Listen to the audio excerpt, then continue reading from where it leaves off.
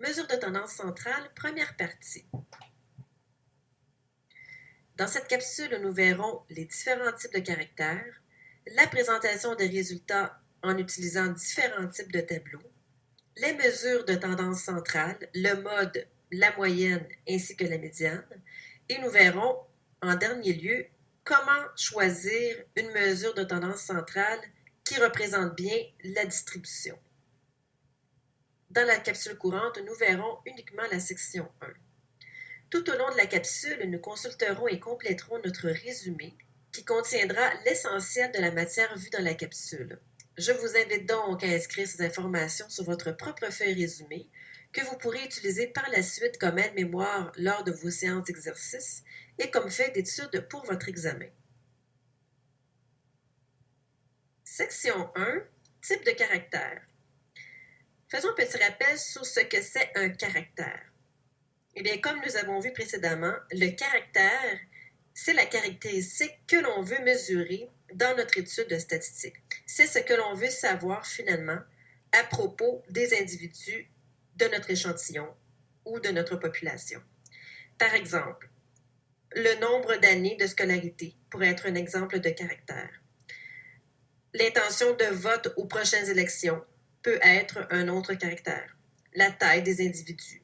Alors, le caractère, que l'on appelle également parfois la variable, eh bien, c'est tout simplement ce à quoi on s'intéresse dans l'étude statistique. On distingue deux sortes de caractères. Un caractère peut être quantitatif ou qualitatif. Un caractère quantitatif, c'est un caractère dont le résultat de la mesure est une donnée numérique, un nombre, 2, 8, 15, 20, 50,3, n'importe quelle donnée qui est numérique.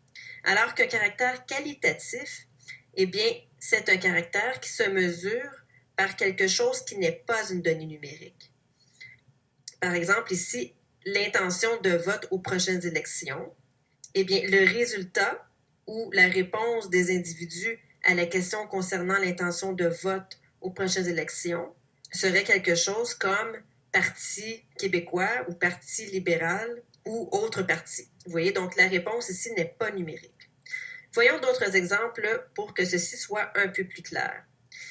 Exemple 1, on désire connaître la matière préférée des élèves d'une classe primaire. Alors, le caractère ici, c'est la matière préférée des élèves d'une classe primaire. C'est ce à quoi on s'intéresse.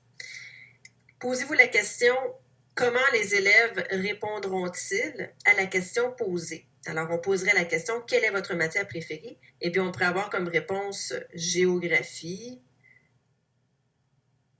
mathématiques. Est-ce que géographie, mathématiques et ainsi de suite sont des données numériques ou non numériques? Eh bien, ici, on voit que ce sont des données non numériques, ce sont des mots. Alors, ici, le caractère est qualitatif. Pensez à qualité, qualitatif. Tandis que quantitatif, on pense à quantité, donc un nombre. Exemple 2. Une compagnie de fabrication de piles désire connaître la durée de vie moyenne de ces piles. Alors, le caractère ici, c'est la durée de vie moyenne des piles. De quelle façon notons-nous la durée de vie moyenne des piles? Eh bien, on noterait ceci par des nombres. Ce pourrait être, par exemple, 30 heures, 40 heures, 60 heures, etc. Donc, ici, on voit que la réponse est une donnée numérique ici. Donc, le caractère est quantitatif. Quantité. Voilà. Donc, lorsqu'on répond par des nombres, c'est quantitatif. Lorsqu'on répond par autre chose que des nombres, c'est un caractère qualitatif. Deux autres exemples. On note la température matinale de 15 journées du mois de janvier. Corrélaire les résultats ici. Eh bien, ça pourrait être moins 10 degrés Celsius, moins 5 degrés Celsius, moins 15 degrés Celsius, et ainsi de suite. Est-ce que ce sont des nombres? Oui. Donc, le caractère ici, il est quantitatif. Exemple 4. On note la station de radio favorite de 300 individus. De quoi ont l'air les résultats ici? Eh bien, les stations de radio favorites, ça pourrait être, par exemple, Radio-Canada, CKMF, c'est quoi? Ou autre station de radio. Est-ce que ces données sont des données numériques? Non. Donc, le caractère, il est qualitatif. Voilà. Maintenant, un caractère quantitatif peut être soit discret ou continu. On dit qu'un caractère quantitatif est discret si, de façon générale, il se mesure à l'aide de valeurs entières. Les valeurs entières, comme vous savez, sont les nombres qui ne contiennent pas de partie décimale. Donc, moins 3, moins 2, moins 1, 0, 1, 2, 3, et ainsi de suite. Le plus souvent, ce sont même des valeurs naturelles. Alors, un autre truc, souvent, c'est qu'on peut compter, par exemple. Ici, le nombre de livres lus au cours du dernier mois, eh bien, ça peut prendre n'importe quelle valeur comprise entre 0, par exemple, et quelque chose comme, on pourrait dire, 20 livres maximum. Vous voyez, donc, le nombre de livres lus au cours du dernier mois, c'est un entier qui est compris dans cet ensemble. Le nombre d'individus habitant sous un même toit. Est-ce qu'on va répondre ici par un nombre entier? Eh bien oui. On peut répondre un individu, 2 individus, 3 individus, 4 individus. Donc, c'est un caractère quantitatif discret. Le nombre de visites annuelles chez le médecin. Vous voyez également ceci peut se traduire par un nombre entier. Une visite, 2 visites, 3 visites, voilà, et non pas 3,2 visites ou 4,5 visites. Ça n'a pas de sens. Alors qu'un caractère quantitatif continu, eh bien, c'est un caractère qui peut prendre n'importe quelle valeur réelle. Alors, pensez ici que les nombres peuvent avoir une partie décimale d'un intervalle donné. Par exemple, on pourrait avoir comme réponse ou comme donnée pour un certain caractère 1,7 ou 1,3. Voyons quelques exemples de ceci. La distance parcourue par une voiture pour un certain trajet.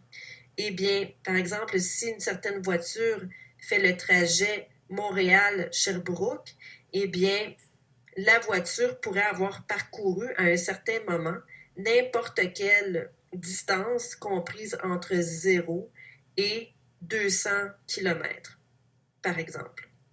Donc, la voiture pourrait avoir parcouru à un certain moment 180,3 km. Vous voyez, donc ça peut prendre ici une valeur réelle, donc un nombre qui possède une partie décimale. Alors qu'ici, pour un caractère qui est discret, les réponses ne possèdent pas de partie décimale. La taille d'une personne, même chose, ça pourrait être compris entre 1 mètre et 1 mètre 60, par exemple. Donc, une personne pourrait mesurer 1 mètre 23, précisément. Le temps d'attente dans une file, c'est la même chose. On pourrait attendre 1h30, donc 1,5 heures. On pourrait attendre 1h45, donc 1,75 heures. Alors, de façon générale, vous pouvez vous dire que lorsque les résultats peuvent avoir une partie décimale, c'est un caractère continu. Et lorsque les réponses se traduisent par des nombres entiers, c'est un caractère quantitatif discret. Voilà. Alors, allons écrire tout ceci dans notre résumé. Voilà, un caractère peut être quantitatif ou qualitatif. Les caractères quantitatifs se séparent en 2 types de caractères, soit quantitatif discret ou quantitatif continu. Mettez la vidéo en mode pause pour transcrire ceci. Et lorsque vous êtes prêt, redémarrez la vidéo pour passer aux exercices. Exercice 1. Pour chacune des situations suivantes, déterminez si le caractère présenté est qualitatif ou quantitatif. S'il est quantitatif, mentionnez s'il est discret ou continu.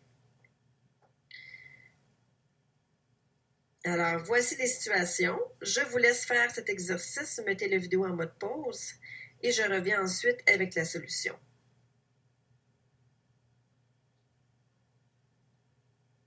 Un animateur de radio demande aux auditeurs s'ils sont satisfaits ou non de l'entretien des rues dans leur quartier. Quel serait un exemple de réponse de ceci? par un individu. Est-ce que vous êtes satisfait ou non de l'entretien? On répondrait ici par oui, très satisfait ou peu satisfait, etc. Donc, le type de caractère est qualitatif. B. On demande aux élèves de l'Atlas combien de temps consacrez-vous aux devoirs par semaine? On répondrait quoi à cette question? On répondrait 1 heure, 1h30, 2h15. On répondrait par une valeur numérique. Donc, c'est un caractère qui est quantitatif et il est continu parce qu'il peut prendre des valeurs réelles, comme par exemple 1h30, 1h45, donc sous forme décimale 1,50, 1,75 heures. C. On mesure la quantité de calcium contenue dans une eau de source embouteillée. C'est un caractère quantitatif et continu également. On demande aux Québécois le nombre d'albums de musique achetés durant la dernière année. C'est un type de caractère qui est quantitatif et discret. Parce que la réponse, c'est 1 album, 2 albums, 3 albums. On ne peut pas ici acheter 3 albums, 5. Ensuite, on effectue un sondage afin de savoir si les Montréalais sont en accord ou non avec le virage à droite sur le feu rouge. Donc, êtes-vous en accord ou en désaccord? C'est un caractère qui est qualitatif parce qu'on ne répond pas avec une valeur numérique. On note la langue maternelle de chacun des élèves de l'Atlas. C'est également un caractère qualitatif. Voilà. Voici à nouveau le résumé. Ceci complète la capsule. Je vous souhaite un bon travail.